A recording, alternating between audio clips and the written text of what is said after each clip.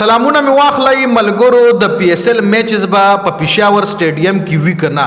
د پی ایس ایل میچز پېښور سټیډیم کې جاوید افریدي ډیر مخکې هم په تیر شوي سیزن کې هم غوښتنه کړې وه خو پی سی بي ورته ویلو چې په پېښور کې داسې سټیډیم نشته چې هغه د انټرنیشنل معیار مطابق وي نو اوس پېښور ارباب نیاز سټیډیم چې کوم دی 15 فروری پورې به هغه انټرنیشنل کرکټ دپاره کمپلیټلی تیار شي لایټینګ سیسټم پکې لږ خراب دی په هغې باندې کار روان دی چې به پکې هم 15 فروری پورې ټیک شي او دغه سټیډیم چې کوم دی انټرنیشنل کرکټ دپاره به کمپلیټلی فټ شي نو پی سی بي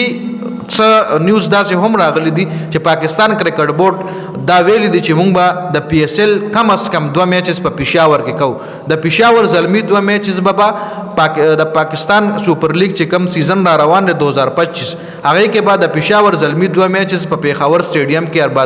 ارباب نیاز سټیډیم کې کیږي لکه پاکستان کرکټ بورډ دا وعده کړې وه مخکې هم دغه سره جاوید افریدي سره چې سټیډیم تیار شي موږ به تاله میچز درکو اور اوس هم څه سورسز څه میډیا سورسز دا خبرونه جاری کوي چې د 2 میچز دپاره پاکستان کرکټ بورډ ریډي شوی دی چې 2 میچز به د پی ایس ایل په پېښور سټیډیم کې کوي کے پی کے وزیری صوبایي وزیر کیل چې کوم دی هغه د ارباب نیاز سټیډیم دوره هم کړې ده پکې اوس کرنټلی د پېښور زلمي چې نوې کم ټیلنټ هانټ پروګرام دی هغې کې هم ټرایلز روان دي چې هلکان زیل ته پېښور زلمي چې کم کوچز دی خپل ټرایلز ورکوي اور پېښور زلمي به هغې نه هم کلاډیان سلیکټ کوي نو